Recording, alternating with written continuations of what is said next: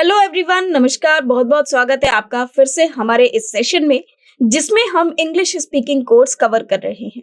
तो दोस्तों, जैसा कि आप जानते हैं कि अभी हमारी एक सीरीज चल रही है जिसमें हम की टू वर्ड पार्ट डिस्कस कर रहे हैं, जिसमें हमने सबसे पहला टॉपिक इडियम्स एंड फ्रेजेस लिया है।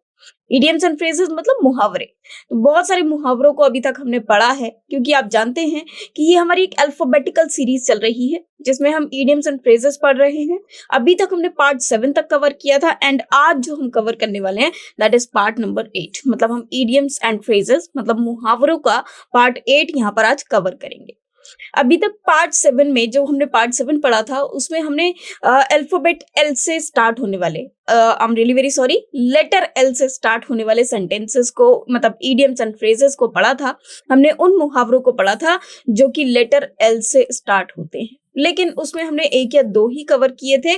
आज इस सेशन में हम लोग क्या कुछ देखने वाले हैं, we will learn idioms starting with L. मतलब हम उन इडियम्स को पढ़ेंगे, उन मुहावरों को पढ़ेंगे जिनकी शुरुआत एल लेटर से होती है। ओके, अल्फाबेट नहीं कहेंगे, लेटर एल कहेंगे। तो हमें की टू वर्ड पार्ट के इडियम्स एंड फ्रेजेस मतलब मुहावरे पढ़ने हैं। उनका कंटेंट से आज का idioms starting with letter L.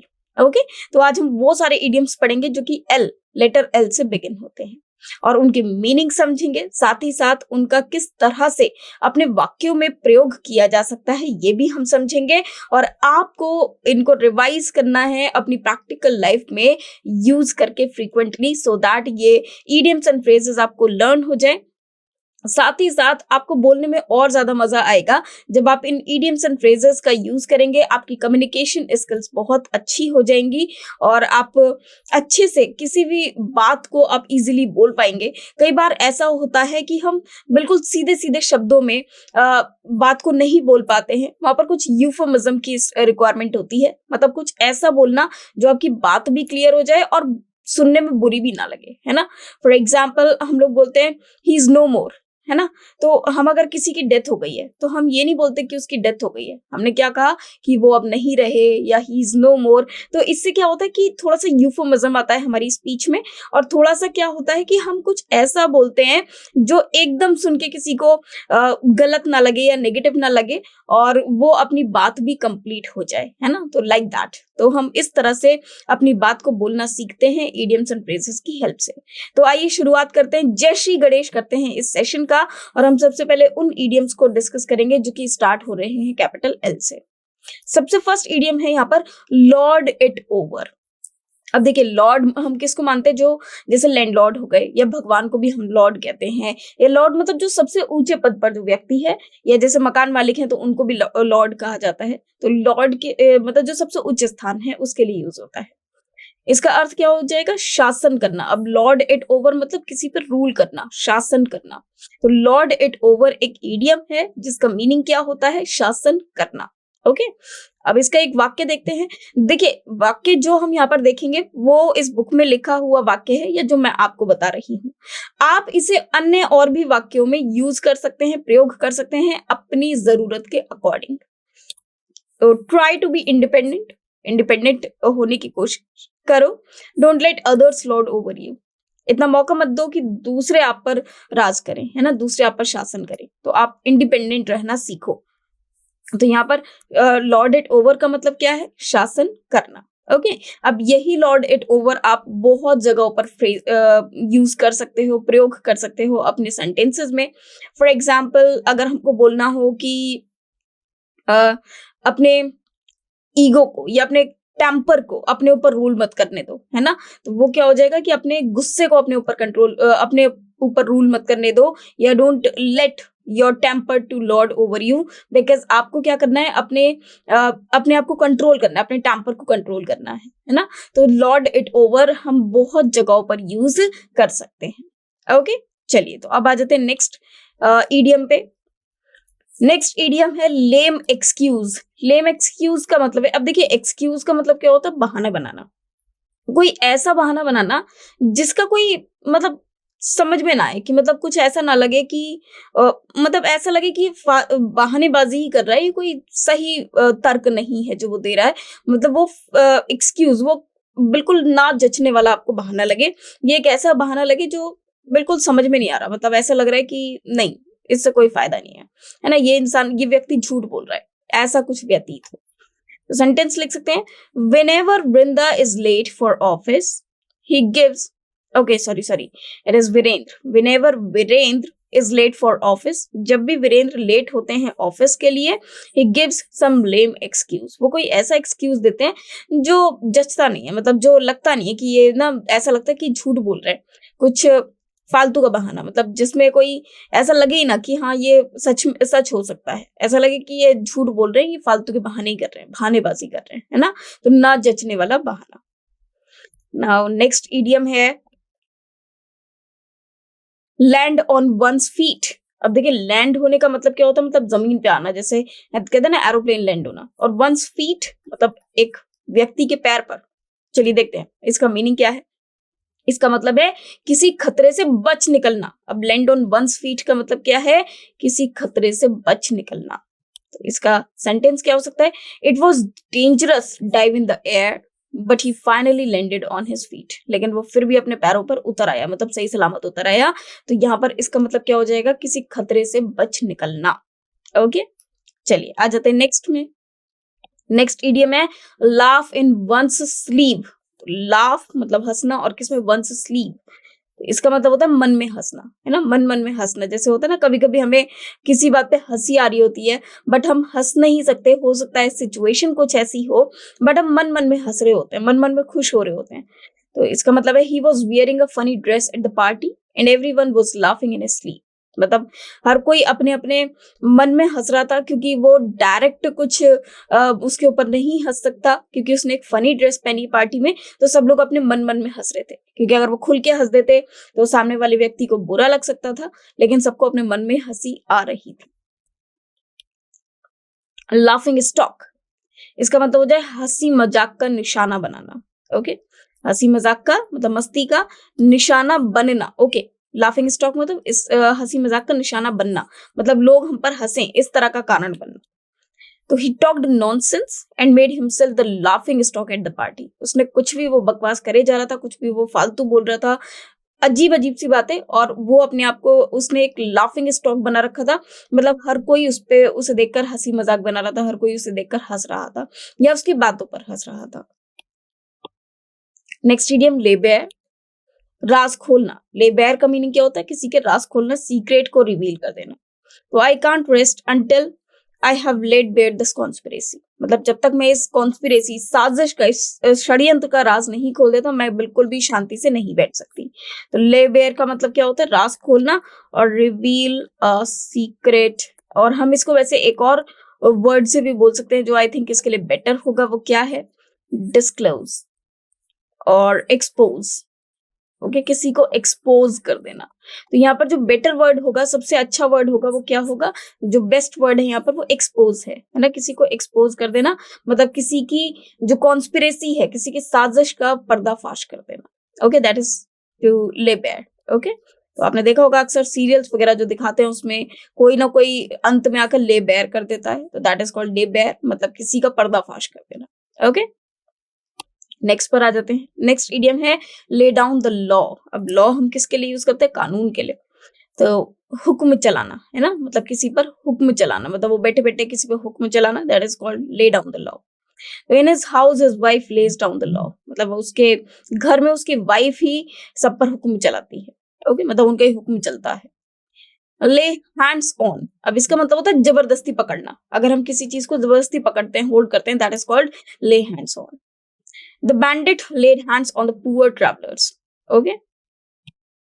Next है ले वंस हैंड ऑन। अब देखिए यहाँ पर दोनों में डिफरेंस है। एक है हमारे पास ले हैंड्स ऑन, अब इसका मतलब क्या है, जबरदस्ती पकड़ना, और इसका मतलब है ले वंस हैंड ऑन। ओके, दोनों फ्रेज अलग अलग हैं, दोनों का मीनिंग सेम नहीं है।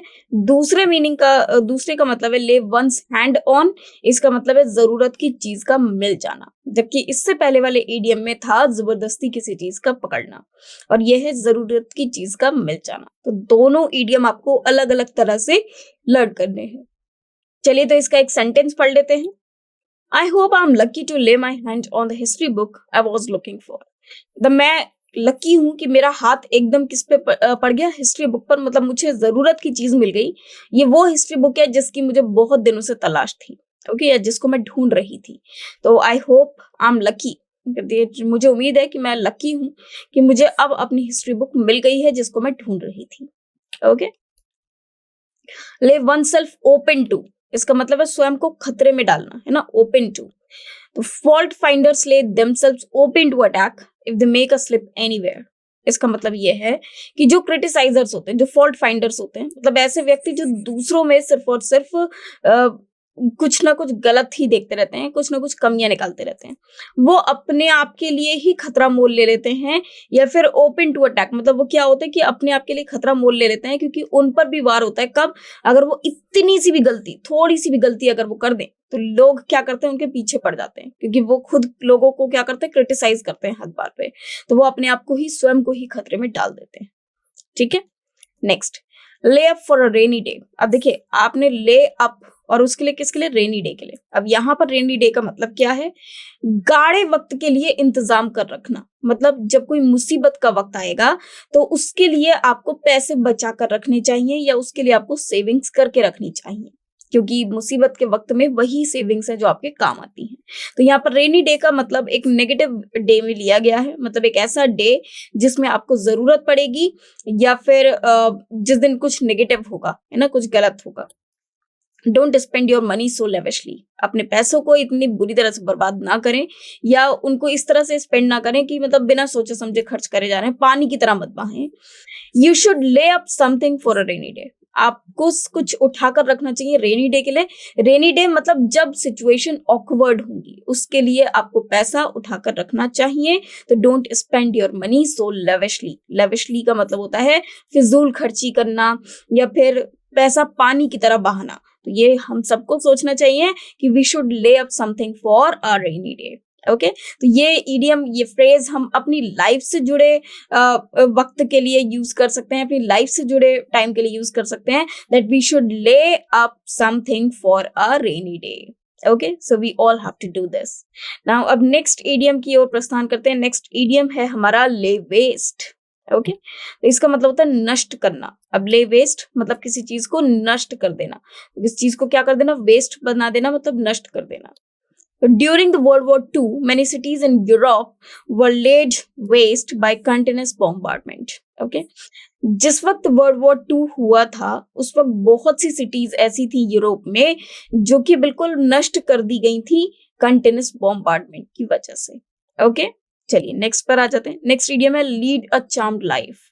ओके, बड़े बड़े खतरों से बच निकलना। लीड अ चार्म्ड लाइफ मतलब चार्म्ड बेसिकली अच्छी लाइफ के लिए यूज करते हैं, तो बड़े बड़े खतरों से बच निकलना। Okay, I wonder how he has come out unscathed from this dangerous mission, he seems to be leading a charmed life. मतलब मुझे हैरानी है इस बात की कि वो कैसे इतने डेंजरस मिशन से बिल्कुल बिना किसी खरोच के बाहर वापस आ गया, क्योंकि ये इसका मतलब तो यही है, या ये ऐसा लगता है जैसे मान लो उसने बड़े बड़े खतरों से वो बच निकला हो। ओके, तो बड़े बड़े खतरों से बच निकलना मतलब lead a charmed life. Okay, next आ जाते हैं। नेक्स्ट इडियम है lead a person a dance. Lead a person a dance, किसी को जरूरत से ज्यादा तकलीफ देना। ओके, तो पर्सन को डांस करा देना, मतलब नचा देना बुरी तरह से, इसका मतलब है किसी को जरूरत से ज्यादा तकलीफ देना। ठीक है, तो lead a person a dance, ये इडियम याद रखें, बड़ा अच्छा इडियम है।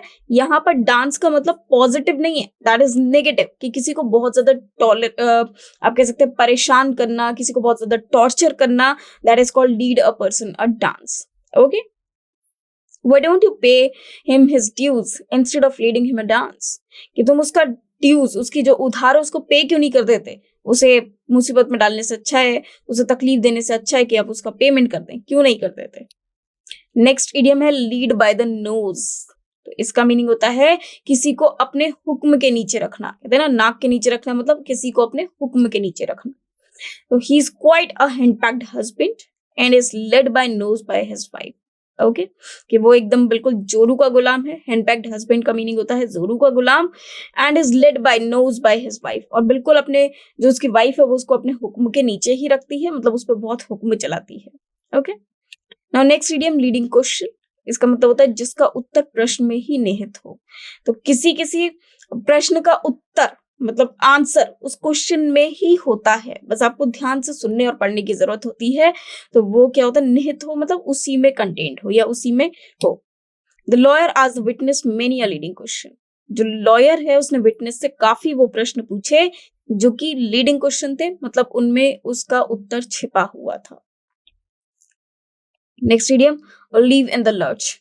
इसका मीनिंग होता है कठिनाई के साथ छोड़ देना। Okay, leave in the lurch मतलब आपको लीव का मतलब होता है छोड़ चले जाना, लर्च अब लीव इन द लर्च मतलब कठिनाई में साथ छोड़ देना। ओके, कठिनाई में जब कोई मुसीबत आए तो सबसे पहले साथ छोड़ देना। जैसे कहते हैं ना कि जब कोई तूफान आता है तो सबसे पहले चूहे ही भागते हैं शिप पे से, है ना। तो वो क्या होता है, कठिनाई में साथ छोड़ देना। He stood by me as long as was well but left me in the lurch the moment he sensed danger. जैसे ही उसको लगा कि अब कोई खतरा है इसकी लाइफ में तो उसने मुझको छोड़ दिया। Okay, next idiom, leave much to be desired. संतोषजनक ना होना। Okay, leave much to be desired मतलब जब आप किसी चीज से सेटिस्फाइड ही ना हो, मतलब आपको चाहे कुछ भी मिल जाए लाइफ में बट कंटेंट ना मिले, बट सेटिस्फेक्शन ना मिले। तो the arrangements they made for the function left much to be desired. Okay, leave the beaten track. इसका मीनिंग है घिसी पिटी लकीर से हटना। This author has left the beaten track and suggested a fresh look on the age-old problem of casteism. Leave to oneself, इसका meaning होता है अकेले छोड़ देना, उसे उसके हाल पे छोड़ देना। At times I prefer to be left to myself, मतलब कई बार मुझे ऐसा लगता है कि मुझे मेरे हाल पे छोड़ दिया जाए और मैं जैसी हूँ वैसे अकेले बिल्कुल छोड़ दिया जाए। नेक्स्ट इडियम है लेफ्ट हैंडेड कॉम्प्लीमेंट। इसका मतलब है उल्टा अर्थ निकालने वाली प्रशंसा, मतलब कोई ऐसी प्रशंसा, कोई ऐसी तारीफ की जा रही है जिसका उल्टा ही अर्थ निकल रहा है, मतलब वो प्रशंसा कम और व्यंग ज्यादा लग रहा है ना। या जैसे किसी को सटायर करना, या अगर आप किसी की तारीफ तो कर रहे हैं लेकिन वो तारीफ से ज्यादा ऐसा लग रहा है जैसे आपकी बेइज्जती हो रही है, इंसल्ट हो रही है ना। It is no left handed compliment, you really acted very well. Okay, next legal tender, सरकारी मान्यता प्राप्त। 1000 rupee notes are not legal tender anymore. जैसे कि आप जानते हैं कि जो 1000 रुपी नोट है आफ्टर डिमोनेटाइजेशन वो बंद हो गए थे। तो 1000 rupee notes are not legal tender anymore, तो अब वो बिल्कुल भी सरकारी मान्यता प्राप्त या फिर वो लीगल टेंडर नहीं रहे क्योंकि वो अब बंद हो चुके हैं।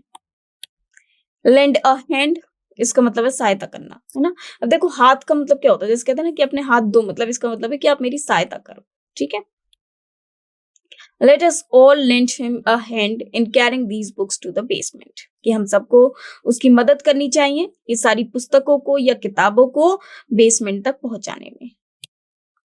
नेक्स्ट इडियम है लेंड वंस ईयर। अब देखिए हैंड जब आपने दिए मतलब आपने किसी की सहायता करी, है ना।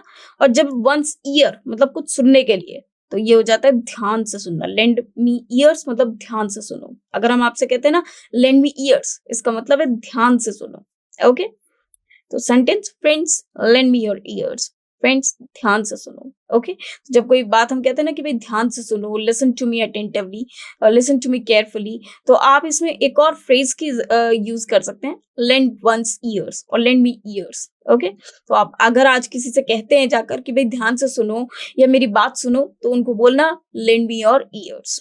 ओके, मतलब जैसे कहते हैं ना अपना कान इधर लाओ, like that.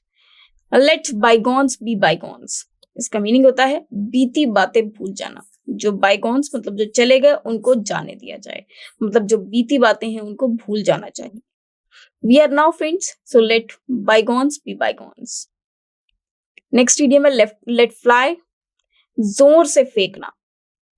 The boy let fly a stone in the direction of the dog. Okay, जोर से फेंकना मतलब एक स्टोन को उसने बहुत जोर से फेंका जहां पर डॉग है उस डायरेक्शन में। नेक्स्ट इडियम है लेट गो ऑफ, इसका मीनिंग होता है छोड़ देना। Don't let go of the rope until I tell you. Okay, rope को मत जाने देना या मत छोड़ना जब तक मैं तुमसे कह ना दूं।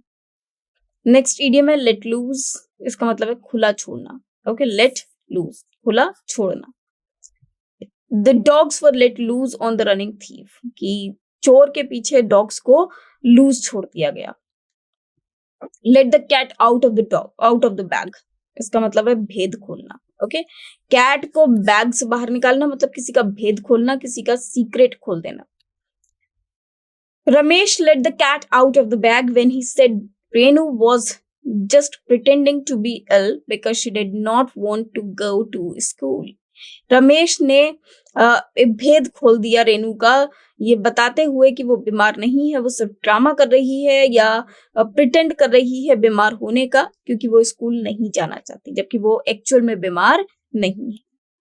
नेक्स्ट इडियम है let the grass grow under your feet. अब देखिए, let the grass grow, grass को ग्रो होने दो अंडर योर फीट। अब इसका मीनिंग देख लेते हैं क्या है। किसी काम में विलंब करना, है ना। अब देखो, आप चल रहे हैं और आप कह रहे हैं कि इसके नीचे ग्रास उगने दो, तो आप ऐसा हो सकता है कि आपके नीचे ग्रास उग जाएगी जब आप बैठे हैं वहां पर खड़े हैं। तो किसी काम में विलंब करना मतलब देरी करना। Do this work quickly, don't let the grass grow under your feet, कि जल्दी जल्दी काम को करो, विलंब मत करो, फालतू का डिले मत करो। नेक्स्ट इडियम है लाई इन वंस पार, अपनी हद में वंस पार, तो ये हो जाता है समर्थ होना, है ना। लाई इन वंस पार मतलब समर्थ होना, मतलब केपेबल होना, टू बी केपेबल। ओके, किसी चीज के एबल होना करना, ठीक है, बी केपेबल। ओके, तो समर्थ होना। I will do whatever lies in my power to get you the job, मैं वो सब कुछ करूंगा जो मेरी कैपेसिटी में, जो मेरी एबिलिटी में होगा तुमको जॉब दिलाने के लिए, या जो कुछ मेरे बस में होगा। जैसे कहते हैं ना, जो कुछ तुम्हारे बस में हो, है ना। तो लाइन वंस पार मतलब जितना मेरे पावर में, जितनी मेरी पावर है उसमें जो भी अप्लाई करता है, या उसमें जो भी आता है, या जितना मेरे बस में है ना। बस में होना, जितना मेरे बस में है, ठीक है। तो जितना कहते हैं ना हिंदी में, जैसे जितना मेरे बस में है, या अपने लेवल तक जितनी मैं कोशिश कर सकता हूँ उतना करूंगा। नेक्स्ट इडियम है लाई इन वेट फॉर, इंतजार में रहना, ठीक है। तो वेट फॉर मतलब लाई, किस में लाई करना, वेट में, मतलब इंतजार में। द टाइगर हिड एंड ले इन वेट फॉर इट्स प्रे, जो टाइगर था वो छिप गया और बिल्कुल इंतजार में रहा, किसके इंतजार में रहा, अपने शिकार के। प्रे मतलब शिकार। Okay, next light fingered gentry, इसका मीनिंग होता है पॉकेट मार, मतलब जो व्यक्ति होता है ना पॉकेट पिकर या पिक पॉकेट। ओके, जो चोरी चकारी करते हैं, छोटी छोटी जेब कतरी करते हैं, है ना। तो जो जेब कतरे होते हैं उनको हम बोलते हैं पिक पॉकेट, ठीक है। जो कैसे होते हैं, जेब कतरे। Sentence, as he reached his trousers pocket for his wallet, he realized that he had fallen a victim to the light-fingered gentry. Okay? एक लाइट फिंगर जेंट्री मतलब एक पॉकेट मार के हाथ वो शिकार बन चुका है। नेक्स्ट इडियम है लाइट रीडिंग, इसका मीनिंग है उपन्यास आदि हल्का साहित्य। I think I do some light reading during train journey to pass time. Okay, तो उपन्यास वगैरह को पढ़ना, और ये बहुत ही अच्छी बात है, पढ़ना भी चाहिए। We should have light reading. Light sleeper, इसका मतलब होता है आसानी से जगने वाला व्यक्ति, ठीक है। तो जैसे आपने देखा होगा ना, कुछ व्यक्ति ऐसे होते हैं जो सो तो रहे हैं और खराटे भी ले रहे हैं, दे आर सोरिंग, बट जैसे ही आप एक पिन भी गिरेगी तो उनकी नींद खुल जाएगी, तो they are known as light sleeper. Okay, I am a light sleeper and even as a slight sound can wake me up. Okay, I'm a light sleeper and even a slight sound can wake me up. Lines share, इसका मतलब होता है बहुत बड़ा हिस्सा होना। तो line आप जानते हैं कि जंगल का राजा होता है जिसको लाइन शेर बोला जाता है, और शेर का हिस्सा मतलब सबसे बड़ा हिस्सा। ओके, तो the lion's share of his profit was appropriated by his financier. Okay, मतलब जो लाइन शेयर, जो सबसे बड़ा हिस्सा है प्रॉफिट का, वो एप्रोप्रिएट करा गया फाइनेंशियर से, मतलब उनको एलोकेट किया गया। लिटिल बाय लिटिल, इसका मतलब होता है धीरे धीरे। His health is improving but little by little, मतलब बहुत धीरे धीरे। Live from hand to mouth, इसका मीनिंग होता है मुफलिसी में गुजारा करना। Majority of Indian population lives from hand to mouth, मतलब सिर्फ इतना कि जितने की जरूरत है उतना होना। ओके, Live it up, इसका मतलब होता है ऐश आराम की जिंदगी बिताना। तो live, अगर हम हैंड टू माउथ कहते हैं, मतलब जितनी एक मिडिल क्लास जर्नी को या मिडिल क्लास लाइफ को व्यतीत करना, जबकि लिव इट अप का मतलब होता है ऐशो आराम, मतलब लग्जूरियस लाइफ को जीना। Sentence, the rich man's son went to America and lived it up, मतलब वो जो रिच मैन का जो बेटा है वो अमेरिका गया और बिल्कुल ऐशो आराम की जिंदगी जी रहा है। नेक्स्ट इडियम है लिव अप टू, इसका मीनिंग होता है वचन का निर्वाह करना। Kuldeep had great expectations of his son but he did not live up to them. Okay, वचन का निर्वाह करना मतलब कुलदीप की जो ग्रेट एक्सपेक्टेशंस थी अपने बेटे से, उम्मीदें थी उसे बहुत, लेकिन वो ऐसा उन पे खरा नहीं उतर पाया। ठीक है, नेक्स्ट इडियम है लॉन्ग एंड शॉर्ट, यहाँ पर लॉन्ग और शॉर्ट दोनों है, मतलब संक्षेप में। ओके, संक्षेप मतलब ब्रीफ में। Okay, in brief, in brief, और संक्षिप्त भी आप बोल सकते हैं। The long and short of what I have to say to you is that you are inefficient. मुझे जो कुछ भी आपसे कहना, कुछ संक्षिप्त में कुछ शब्दों में मैं अगर कहूँ तो इसका मतलब ये है कि आप बिल्कुल भी इनएफिशिएंट, मतलब आप बिल्कुल इनएफिशिएंट हैं, आप बिल्कुल भी एफिशिएंट नहीं है। ठीक है, नेक्स्ट इडियम है लॉन्ग विंडेड, इसका मीनिंग होता है भाषण का लंबा होना। जब आपने देखा होगा कुछ कुछ लोग अगर स्पीच देते हैं तो वो बहुत ज्यादा लेंथी स्पीच हो जाती है, that is called long winded. The audience visibly appeared bored with his long-winded speech. और आप ये भी अच्छी तरह से जानते हैं कि अगर जो स्पीच है वो बहुत ज्यादा लंबी हो जाए तो वो बोरिंग हो जाती है। कभी कभी ऐसा होता है कि लंबी स्पीच को सुनने में मजा आता है, लेकिन कभी कभी लोग बोर हो जाते हैं लंबी स्पीच सुनने के बाद। नेक्स्ट इडियम है look a gift horse in the mouth, मिले हुए उपहार की आलोचना करना, मतलब उसको क्रिटिसाइज करना। You should not say that the book Mohan has gifted you is rubbish. It is improper to look a gift horse in the mouth. Next idiom है look back on. Meaning होता है स्मरण करना, मतलब याद करना. Okay? It is usually pleasant to look back on the childhood memories. मतलब nostalgia होना, आप childhood memories मतलब बचपन की यादों को आप थोड़ा सा अगर याद करते हैं, स्मरण करते हैं, तो ये अच्छी बात है. Look daggers at someone. इसका मतलब है किसी को बहुत गुस्से से घूरना। तो लुक डैगर्स, डैगर बेसिकली चाकू के लिए यूज होता है, लेकिन लुक डैगर्स इसका मतलब है कि गुस्से से घूरना, किसी को स्टेयर करना when you are angry. What have I done, why are you looking daggers at me. Okay, कि तुम मेरी तरफ क्यों देख रहे हो, मतलब इतने गुस्से में क्यों देख रहे हो। लुक डाउन अपॉन, घृणा करना, we should not look down upon him just because he is poor.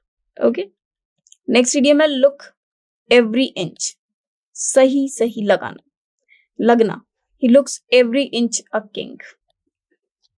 Next idiom look forward to, इसका मतलब होता है उत्सुकता से प्रतीक्षा करना। We are all looking forward to visit to Bombay. Okay, to your visit to Bombay. मतलब आगे की प्रतीक्षा करना, या फिर आप कह सकते हैं कि कुछ आगे के बारे में प्लान करना, सोचना। नेक्स्ट इडियम है लुक आउट फॉर, इसका मीनिंग है खोज में होना, जिसका सेंटेंस है I am on the look out for a good second hand car. Okay, next idiom look up to, जिसका मीनिंग है आदर करना।